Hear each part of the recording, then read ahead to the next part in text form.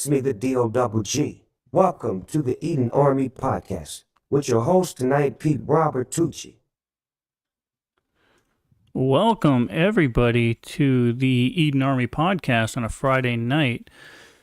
Those of you that are just joining us for the first time on Rumble, let me tell you a little bit about myself. My name is Pete Robert Tucci, and I'm your host for the evening. And what is the Eden Army Podcast? What's it all about?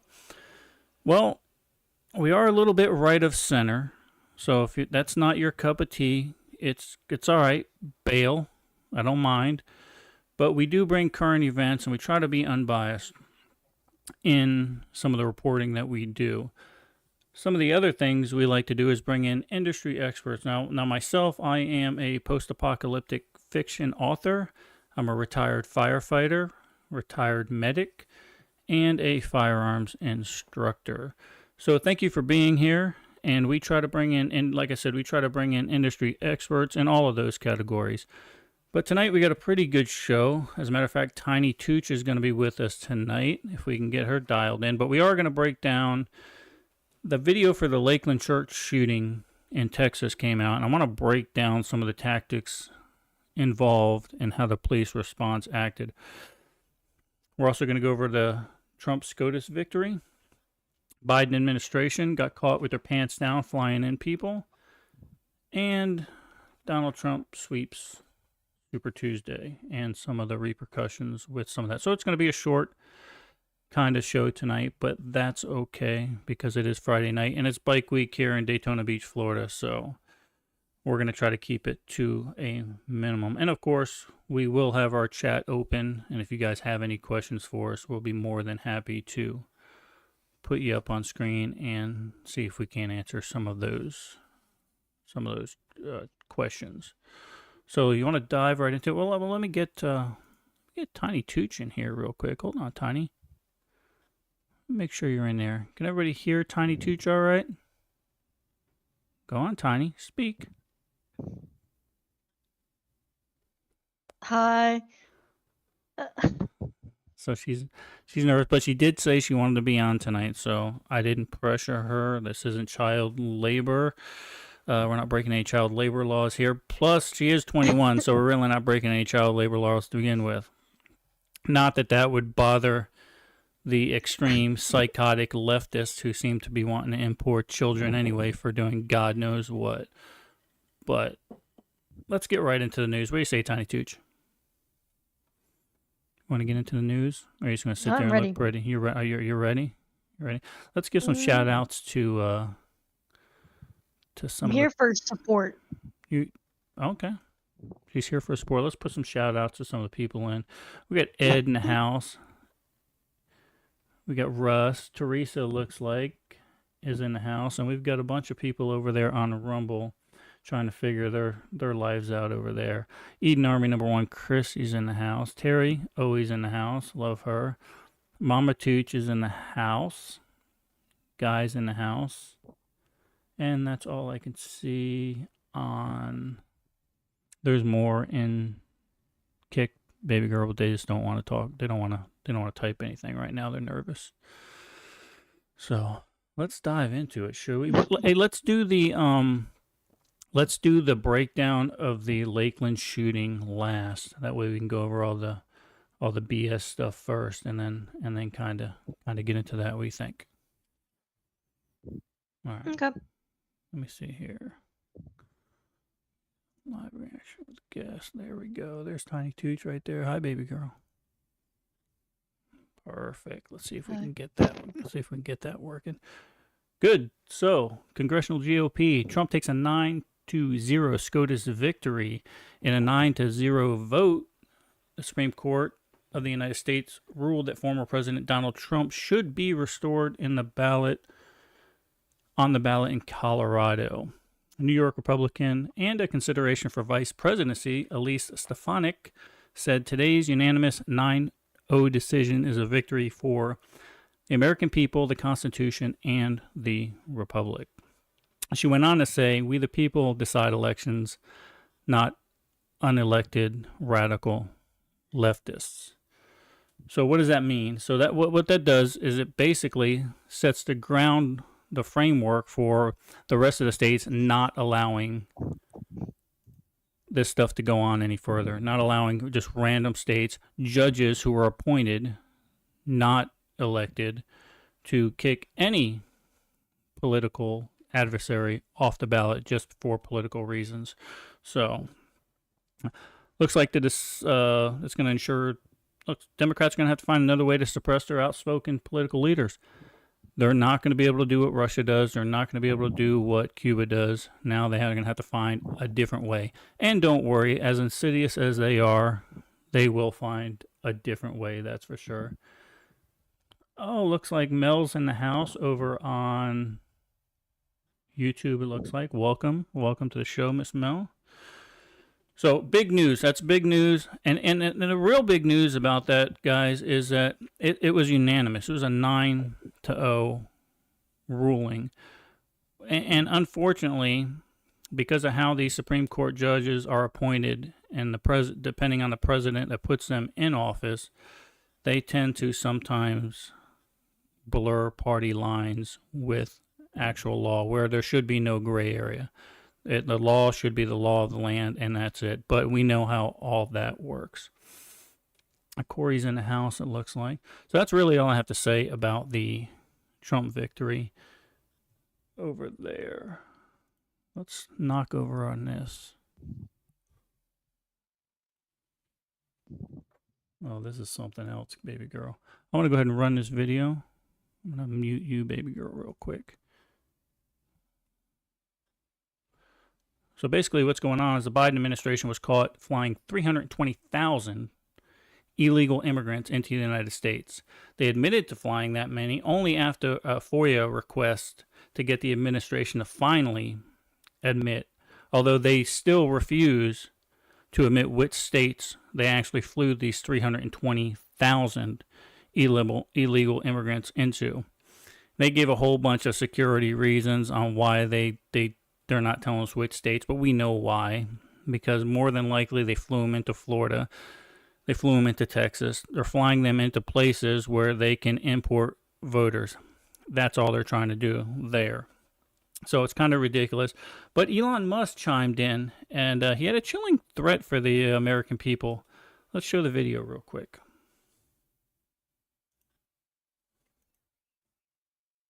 Biden administration admitted to flying hundreds of thousands of illegal migrants into the country. Now, those records were obtained by the Center for Immigration Studies through a FOIA lawsuit, and they show that over 320,000 migrants were flown over the border using Biden's CBP-1 app.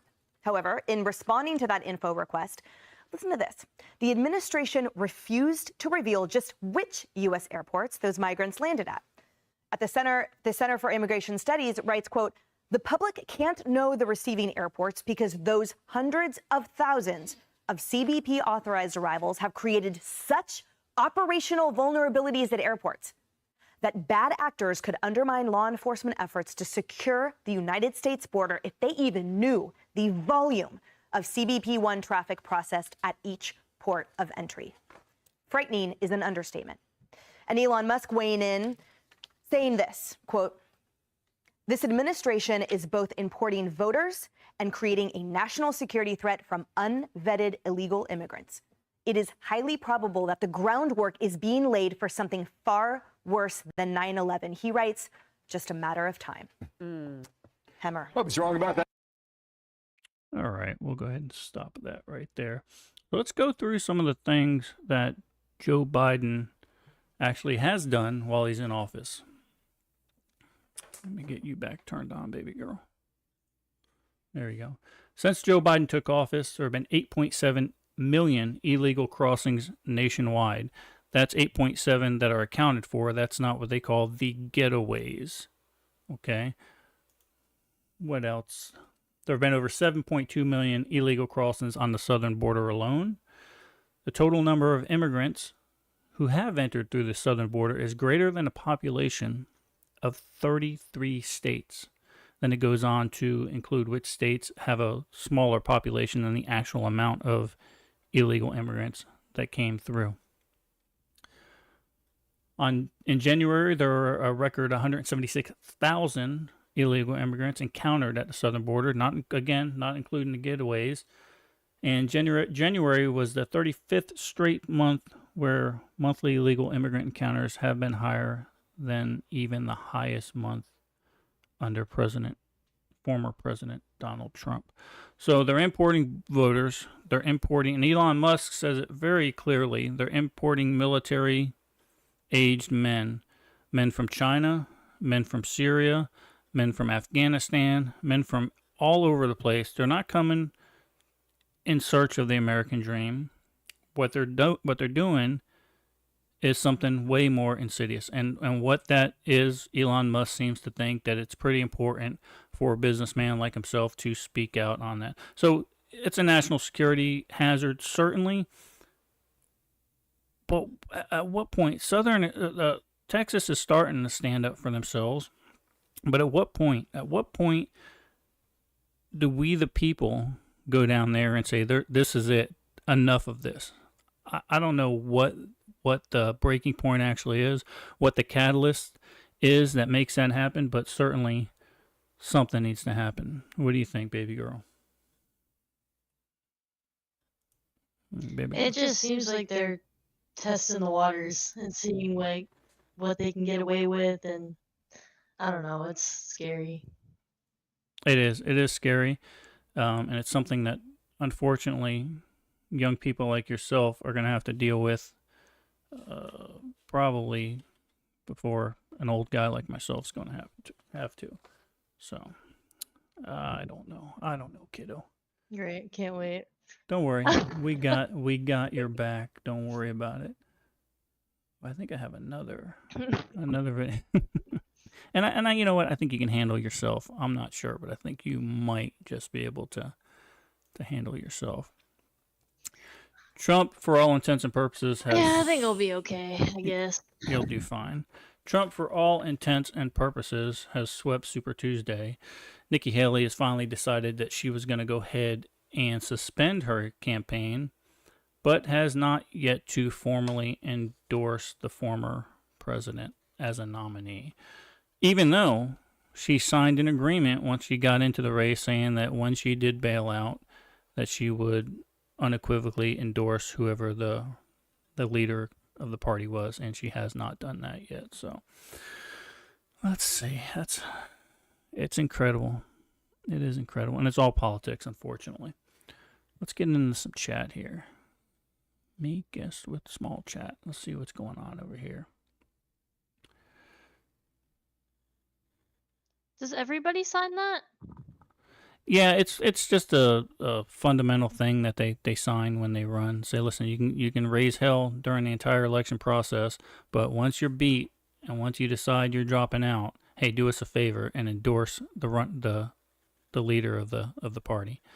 And she has yet to do that. She's got bad blood, and not only does she have bad blood, but she also, back in the day when she was an ambassador for the United Nations under the Trump administration, said that she would never, ever, ever run against him in any type of election. And of course, she broke that promise. So I think her, and again, we've talked many, many times about why she stayed in so long and why we think her aspirations in the new administration are going to be. But, the longer she keeps this mess up, I don't see her getting any kind of cabinet position, especially as much as she screwed up her ambassadorship with the United Nations. So,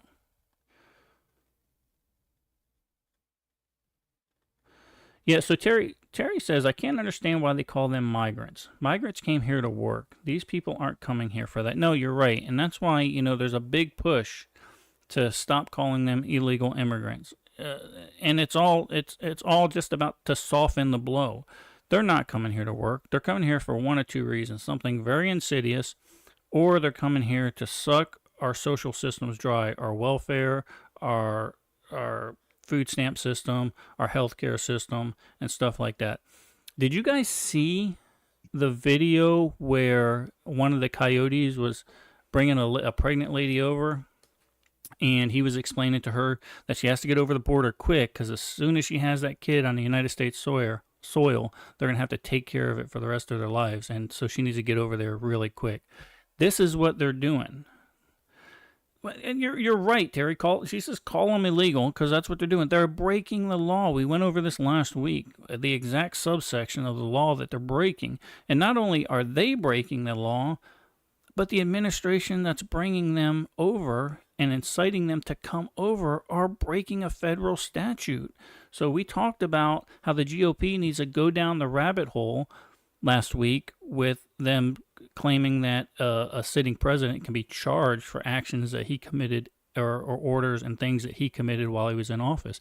If that's the case, then Barack Hussein Obama needs to be charged with some very serious crimes, and Joe Biden needs to be charged with crimes. It's a simple thing. They are breaking the law while sitting in office. So, yeah, sleeper cells. Yeah. Wayne's in the house. Madman Wayne. I'm rolling through chat real quick. Corey's in the house. Corey, you got to send me a reminder for that stump knocker. And I forget all the time. I got so much going on.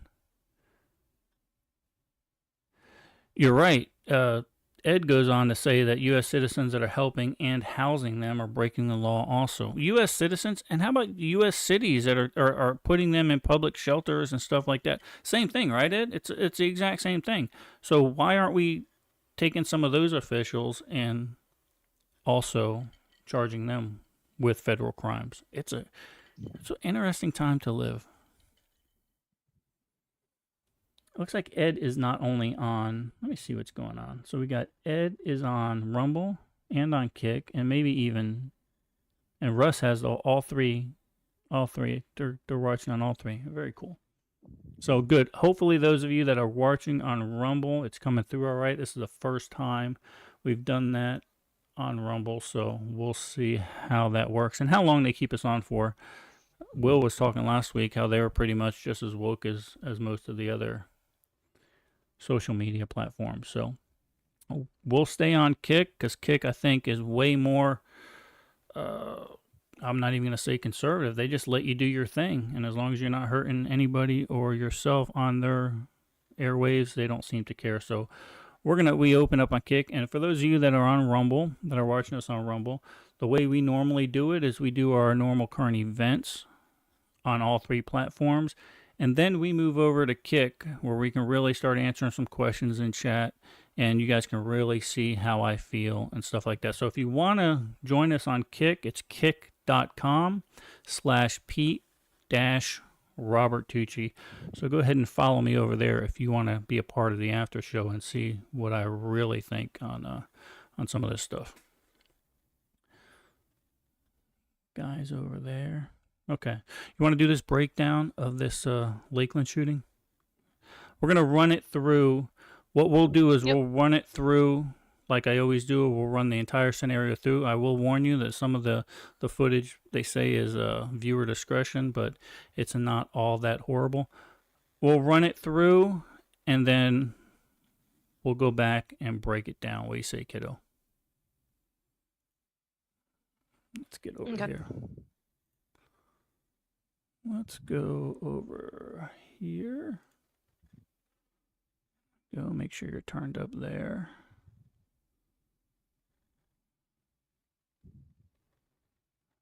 And here we go. Lakeland church shooting. We might have a commercial here at the beginning, but we're just gonna have to let it eat through that.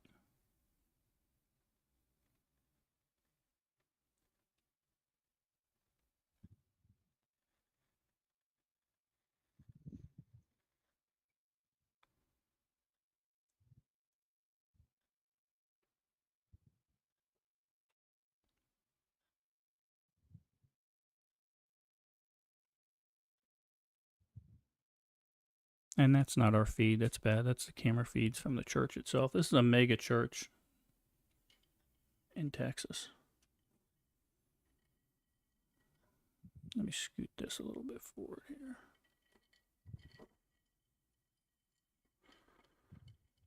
It's a shooter with her son.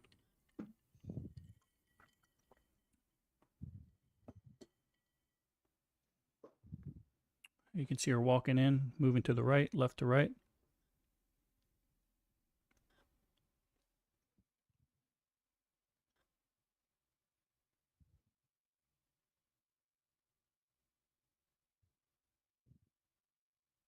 And this comes courtesy of policeactivity.com. Those guys have a pretty good YouTube channel. They're on top of this stuff.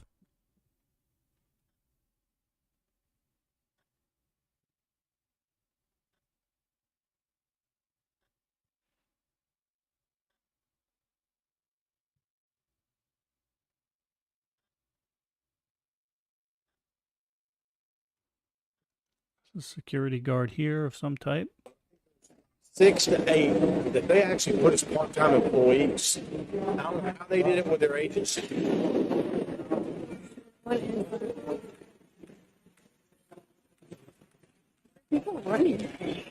Shooter with her son.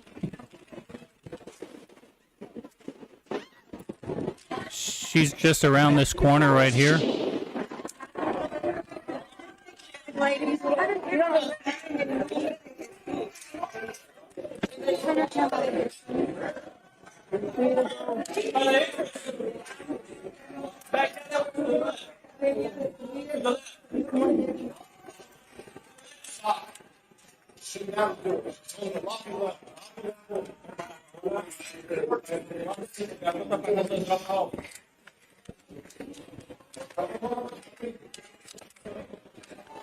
First security guard or police officers coming into the scene here.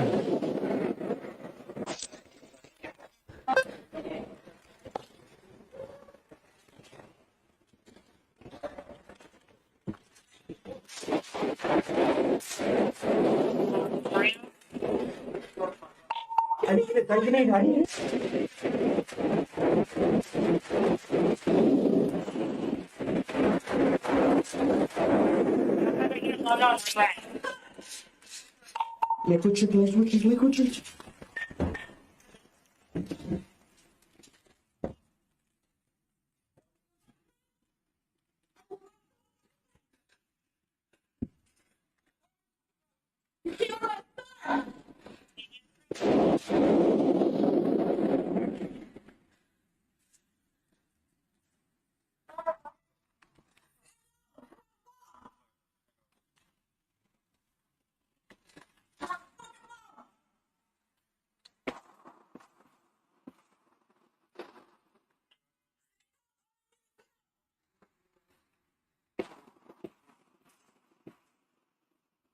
I got one female shooting rifle. I'm pinned down on this walking.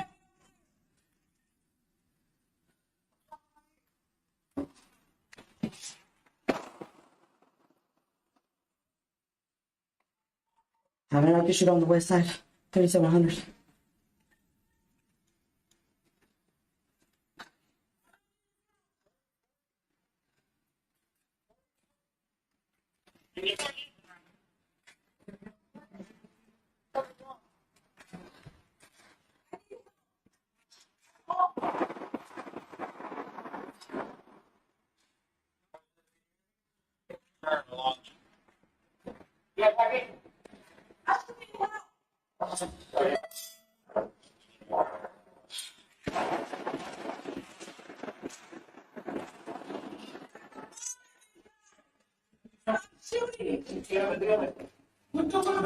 Okay, she got a ball.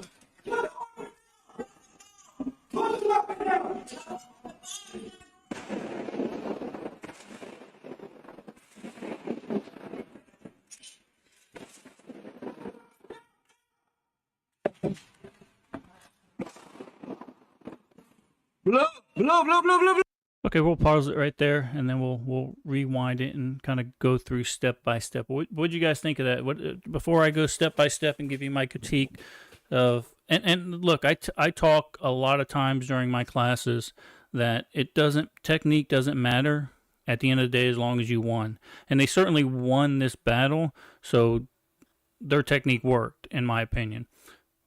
But there are a few things that, in my opinion, they could have done a little bit different. And some of the things that we train with Tradecraft Academy and with Israeli Tactical, some of the things that we train differently that could have mitigated this a lot quicker, in my opinion. But before we do that, let's see if anyone's got anything in chat about what they thought before we dive into it any further. Anybody in chat? Ed, you're a firearms instructor. What did you see?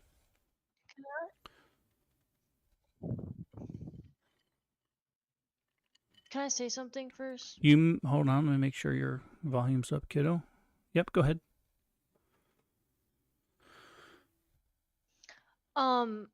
I didn't really get to see. I have no audio for the video, and I didn't really get to see it. Can you just kind of give me like the rundown? Yeah, absolutely. What So happened? the rundown is a lady came in. But like, I mean, like who it was and stuff like that. Yeah, so I don't know exactly. The female shooter came in. There was rumors that there was some type of a disgruntled maybe churchgoer or something like that.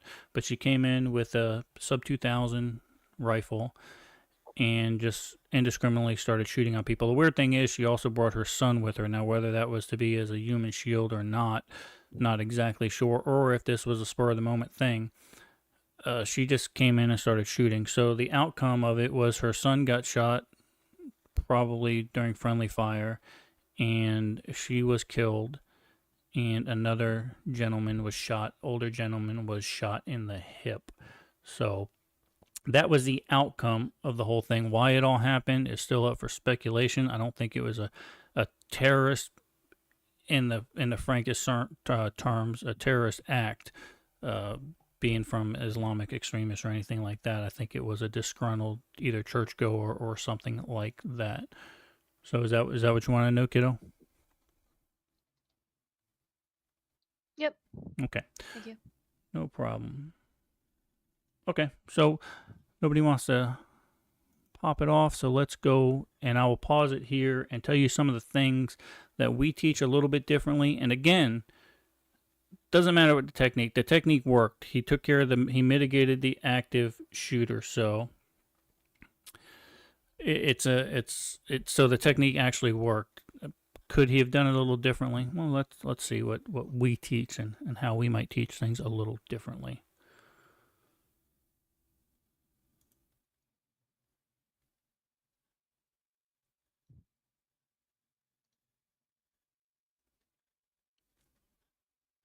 So let's just start right here, kiddo. Let's start right here. Whenever we talk about security and securing a structure, we work in concentric rings. You know, concentric rings are just rings expanding out from the principal, rings that are going outward from whatever you're actually trying to protect. Does that make sense? So the first ring that someone should encounter would be in a parking lot or something like that. Now, we've taught many church groups, and that's what I always teach them, is they are the first line of defense. Those people that are out at the parking lot, they're the first line of defense. This ring was non-existent here. So she's able to walk in unhindered. Move it a little faster. Still doesn't meet any resistance at all. So second ring, let's see if we can get her coming in here. The second ring of protection should be the door greeters. And as you can see right here, she walks right through the front door or the side door or the back door, not sure. But she goes ahead and walks from left to right of your screen without meeting any resistance. And this guy looks like he has a badge on his arm right here. And he just lets her walk right by. This guy is certainly security. He's messing with an earwig. And they just let her walk right through. So a little bit of lack of security there, lack of well, security looked like it was there, lack of training. 6 to 8 that they Okay. put his part. Let me turn the volume down a little bit.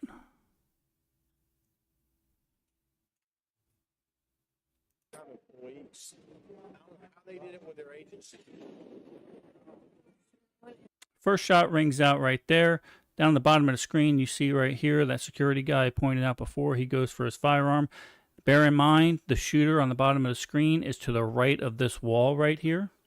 And then the top screen that you see here is actually everything to the right of that wall. This guy draws down.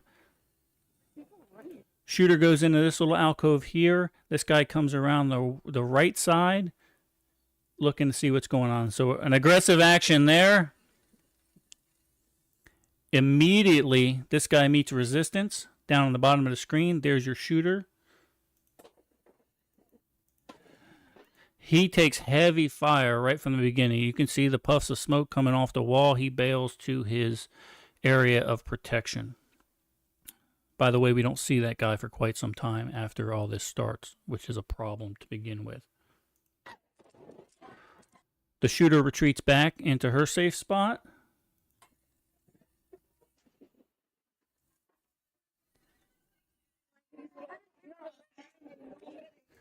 Lack of training here. These people that are in this spot right here don't know what's going on. They've never been trained to shelter in place. So this lady actually comes walking out almost in the line of fire. Shooter bails back to her safe spot there. You can see her son not knowing what's going on.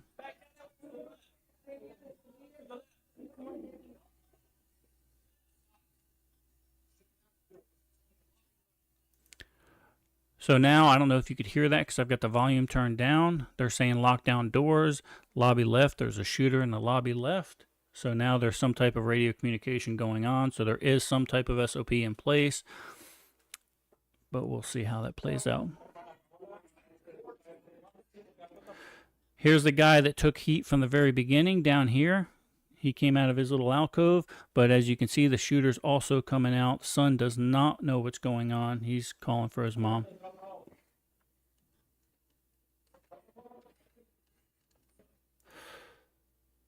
Not sure if this guy coming in on the left side of the screen, top of the screen, is actually a police officer or a security guard, but he's the only one that takes any type of initiation toward the active shooter.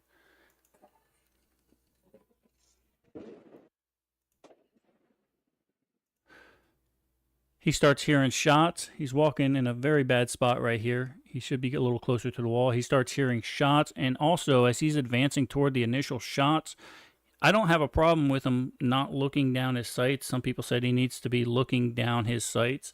I don't have a problem with him lowering his firearm and looking over his sights. He just gets a broader picture of what's going on.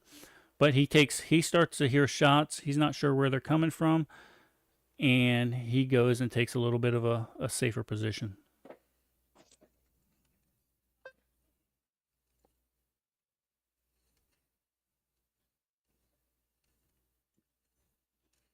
He takes a little bit of concealment in that little doorway there. Second guy comes in, unarmed, and then you can see the police trailing way behind in the picture back there. An active shooter, okay, and look at the lackadaisical attitudes the police officers are taking going toward an active shooter. Now, you have to assume that every shot during an active shooter event is killing somebody. You have to assume that. And we have a saying when we do stuff like you risk a lot to save a lot. That means you haul ass to the active shooter and you mitigate it as fast as possible, risking everything you can, risking your life and the lives of your fellow officers to stop that active shooter, because that's your job. That's what you get paid to do. You don't get paid very much, but you signed up for that job and that's what you get paid to do. So, lackadaisical, this is an active shooter. They're walking. This guy up here seems to be the only one taking any type of initiative. Let's see how it plays out. She comes around the corner, which is on this direction here. She comes around the corner, shooting stuff here.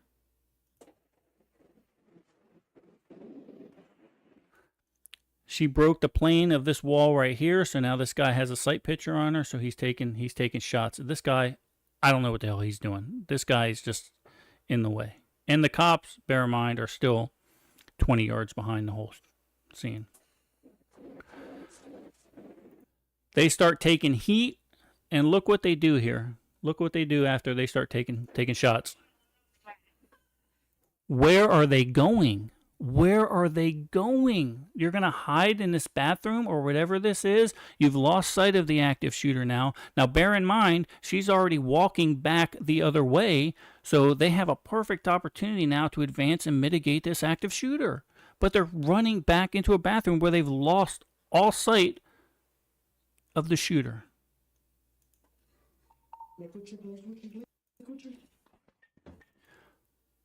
They're hanging out here. She's doing something. Now she's going to claim that she has a bomb. So maybe she did have a bomb. Maybe she's prepping the bomb. Who cares if she claims she has one? You have to take somebody for their word. But it doesn't matter. Cops are still lagging behind. They haven't even got up to the security guard.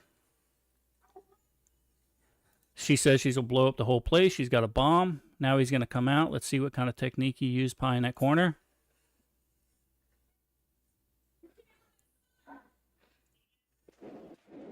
I don't mind any of that technique. That's what we teach. Absolutely. We don't usually flow into that 90. I like to snap that 90, which he did. And regardless of how he was trained, that's how we revert back to doing this kind of stuff.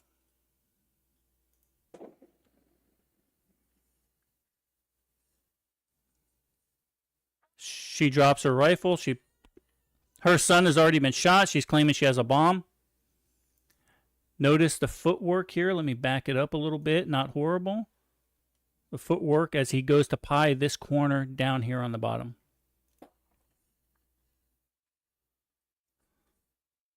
Watch the guy. Watch the number 2 guy who has no firearm. Watch him. Watch what he does.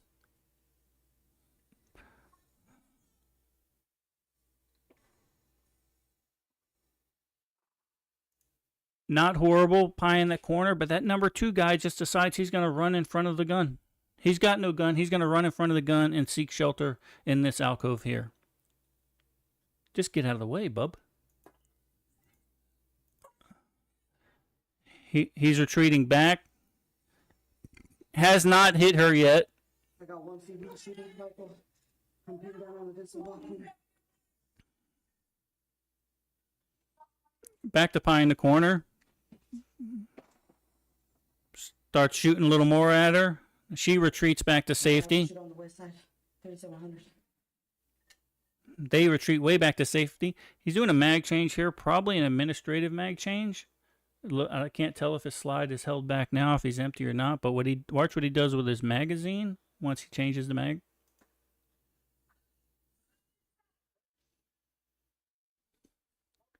So I would say that was an administrative mag change, meaning that he still had bullets in that magazine. So he wanted to save that magazine, and that's why he put it back in the holster.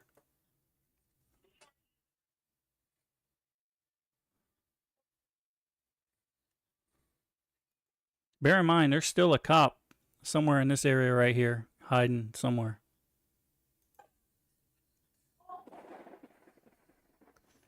Okay, so she finally takes a shot. It's not a critical shot yet, but it did go ahead and put her down.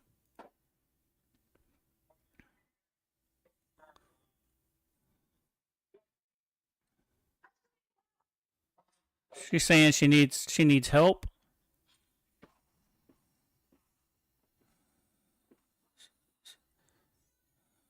There's a bomb in the bag, she's saying. Stop shooting her. There's a bomb.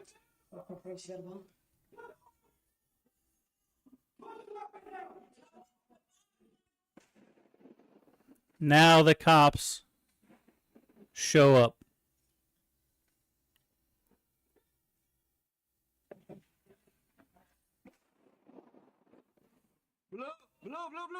That's the original security guard that we've been watching the whole time. He finally made it around that corner.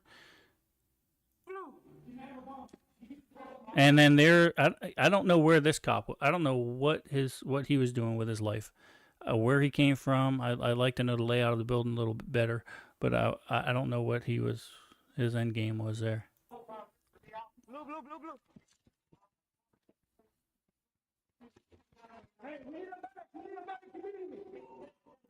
And that shot ended up being fatal to her. They're calling for medics now.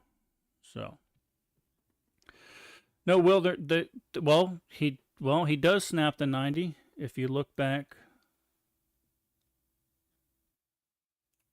right here.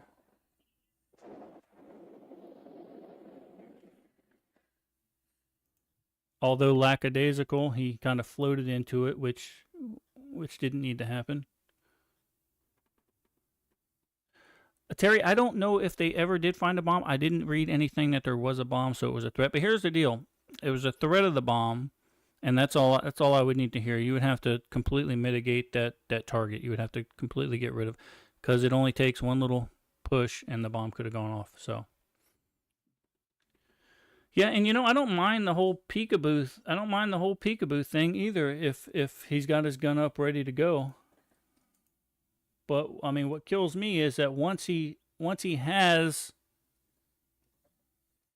the advantage, I'm not sure why he kept retreating back, especially when he lost sight of the shooter. The shooter was not directing shots in his direction. He retreated back into whatever this room was back here, and then he completely lost sight of the active shooter, which is not something we like to teach. So it's, and again, I wasn't there. I only have video of the same thing you guys have seen here. But again, we risk a lot to save a lot, and every bullet coming out of that shooter's gun, we have to assume is aimed toward an innocent person.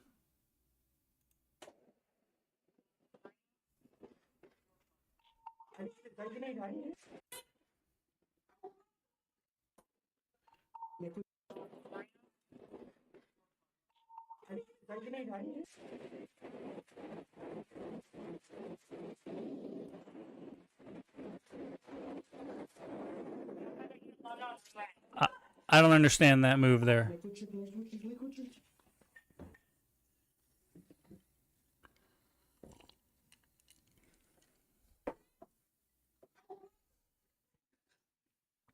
So he's attempting to pie. A little peekaboo there.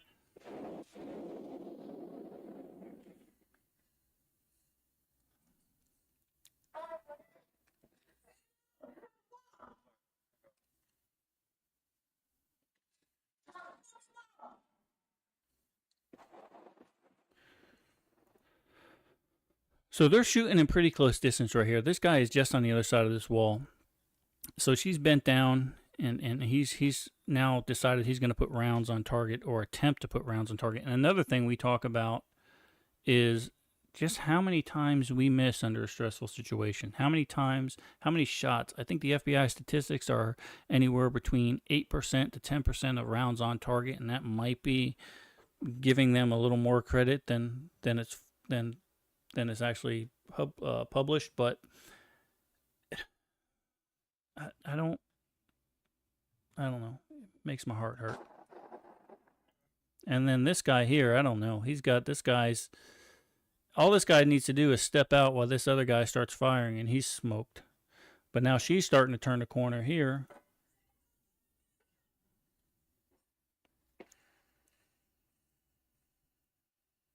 I got one feed with the shooting rifle. I'm pinned down on this Lakeland.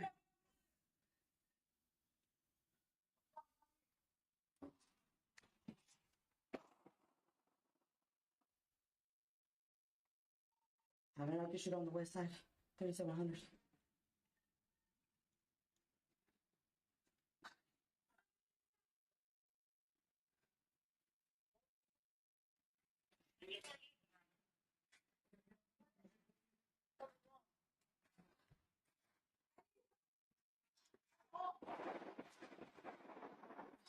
And then there's the shot. So I don't know if anybody else actually took shots on target other than that guy.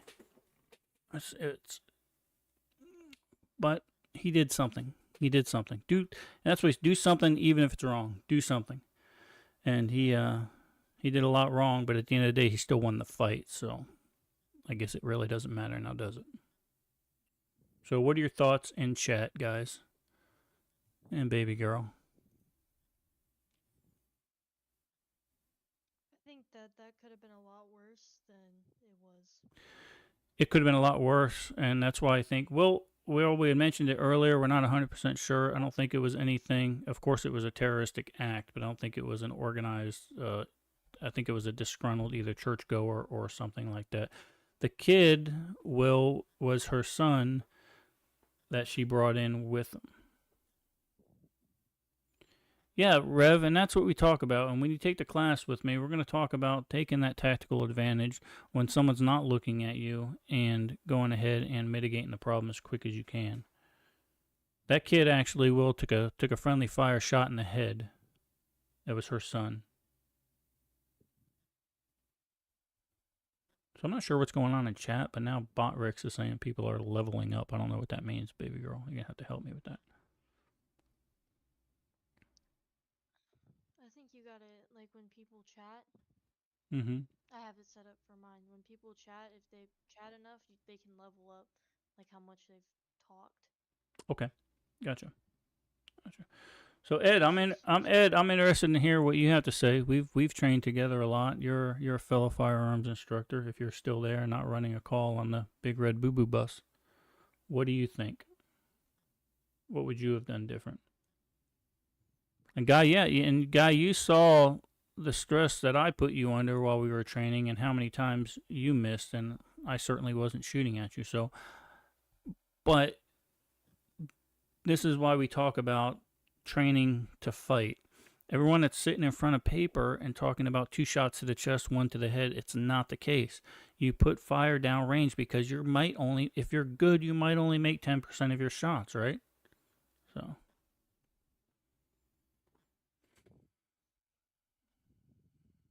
Dan, welcome. Glad you made it. We just went over some current events, and then we were breaking down the footage that came out of the Lakeland church shooting in Texas.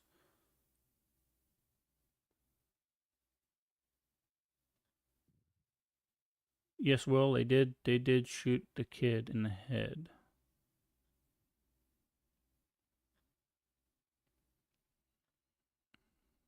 All right, so just going through chat here.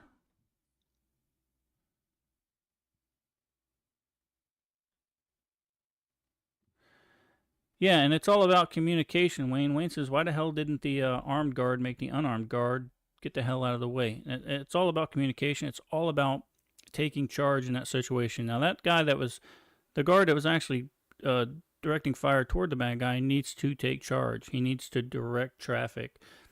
Clearly, the cops, and this guy might even have been a cop. I'm not 100% sure. But the cops behind him, he needs to be directing traffic. And of course, now bear in mind, from what they understand, they think they're seriously outgunned, all right? They think that this lady has what the liberals would call an assault rifle, and they're outgunned, which I certainly understand. But at some point, you need to get in there and get in the fight.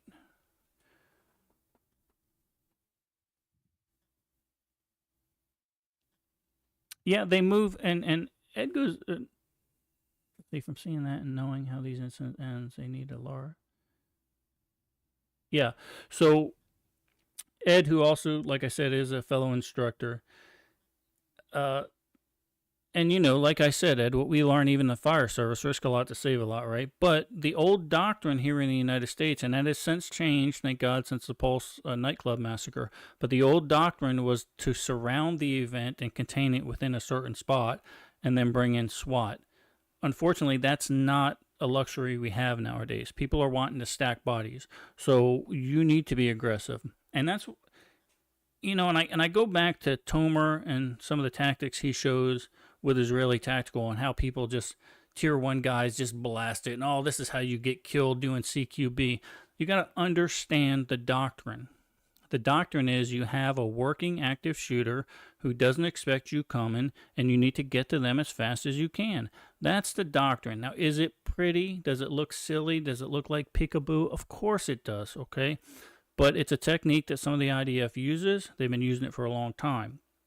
And it's an active shooter mitigation while the active shooter is working.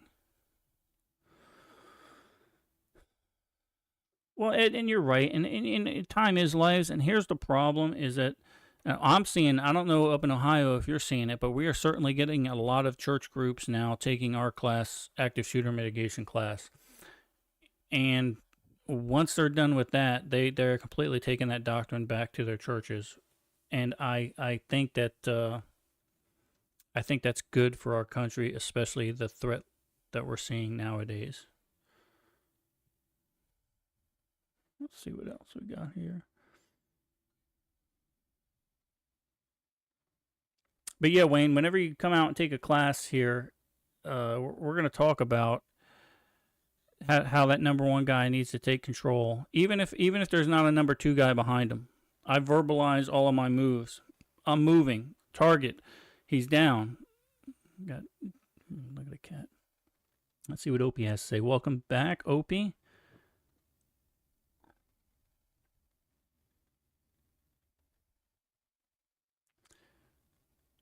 So yeah, Opie says they're very limited, but here's the deal: active shooters are not as limited. You can do force-on-force training, which makes it the most realistic training you can have. Now, I know that the government has made it hard to get simunition rounds, but I don't care if you can't get simunition rounds. Get paintball guns. I don't care what type of gun, as long as there's a cause and effect for screwing up, okay?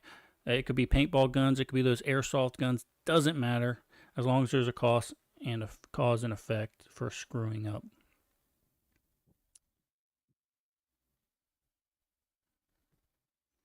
Reading through chat. Well, and Will says they lock up from adrenaline, but that's mindset, and you can train mindset. Will, you can train yourself to not lock up. You can train mindset. I train it every day, and it doesn't even have to be shooting my gun. It could be driving a car. It could be inside of a mall. It could be inside of a. If this guy does that, how will I react? If this guy does that, how will I react? That's training your mindset.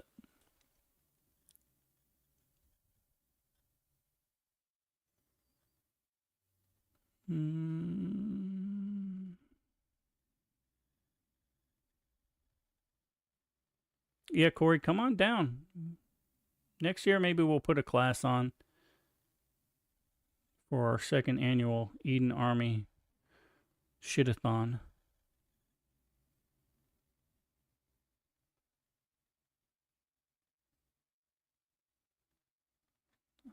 Bear with me, guys. I'm just catching up with chat.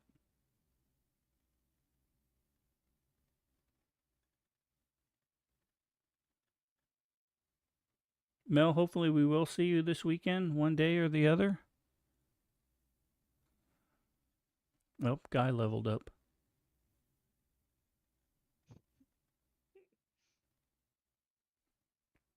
Well, yeah, and you know, these cell phones are the bane of our existence. I can't tell you how many teenagers I see, and I had to beat it through Tiny Tooch's head when she comes out of a mall or she's in a parking lot to get her head out of her damn cell phone and look at what's going on around her. And she's tired of hearing me talk about it, but that's just a reality. No, Corey, I did not say it was happening again. I said if potentially, I need some time to recuperate a little bit. And then I'll probably say, yes, of course, we're going to do it again.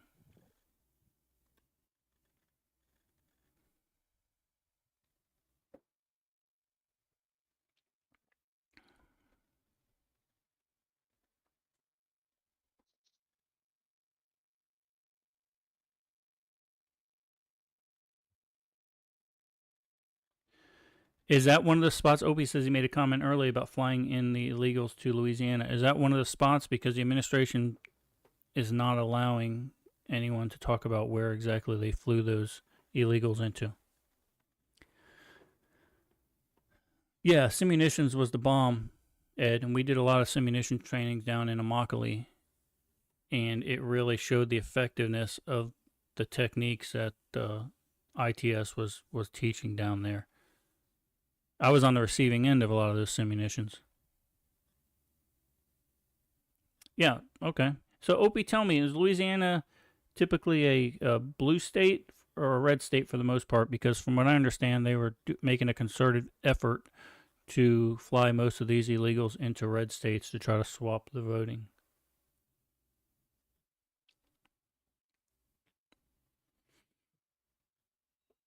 And don't forget, some of you guys that are able to take, I think, who is that? I know Emery's teaching a class. What the hell's the name of that his company? Emery and Carl's company. Anyway, it doesn't matter. They're teaching a class in mountain readiness, and they teach some pretty good pretty good tactics as well, especially Emery. I've only watched videos of Emery, and he teaches a style much like my own with some minor differences. Tactical Rifleman, yeah, that's the name of the company. So they'll be doing a class during Mountain Readiness. So look them up. And maybe we'll get Emery on here to talk about what they've got in store for that event.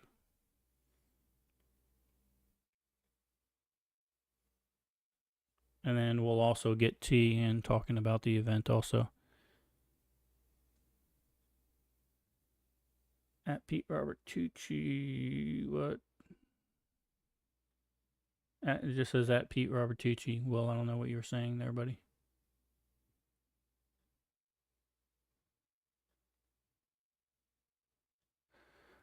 Opie, do you guys in Louisiana do any active shooter training with your local cops?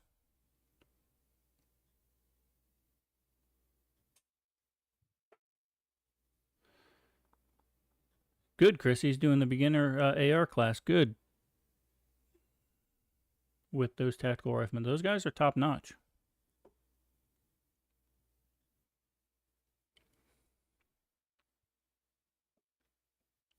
And again, I've only saw the type of tactics Emery teaches. I can't speak for all their other instructors.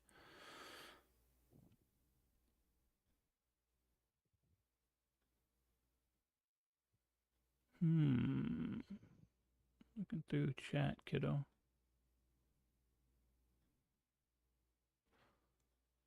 Let me minimize this.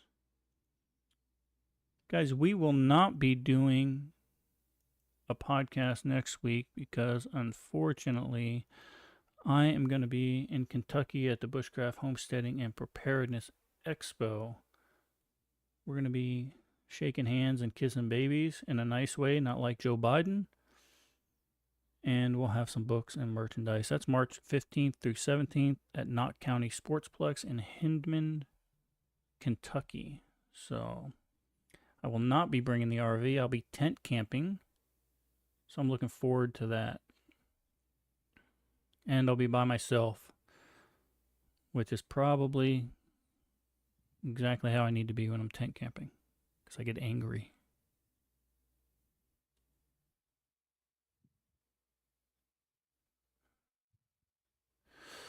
So Opie says some departments do. They're equipped with armor and are medics. The two parishes that I know of. I'm sure there are more. I know Texas school shooting. There was a rush of LU. Yeah, so that's exactly, Opie, that's exactly what they did with us. They went ahead and implanted medics into the active shooter team, the ERT team, and we trained with them. And even then, even some of the tactics that we saw in that video are what they're currently employing. And it doesn't quite meet, it doesn't meet the marks. It doesn't. We need to be more aggressive when dealing with an active shooter. Now look, that all changes once it becomes a hostage situation. But when you've got an active shooter working, you need to be in there pushing the agenda on them. You need to be bringing it to them as opposed to letting them kill innocent people and having their way without any resistance. No, I won't set up in tick breeding ground. I promise you, this is not my first rodeo. I'm glad you certainly, Christy, learned your lesson though. And it's all part of the process, so. All right, with that being said, I'm going to drop the feed with Facebook, Rumble, and with YouTube. For those of you that are watching on Rumble, Facebook, and or YouTube, come over to Kick so we can really cut loose for the after show.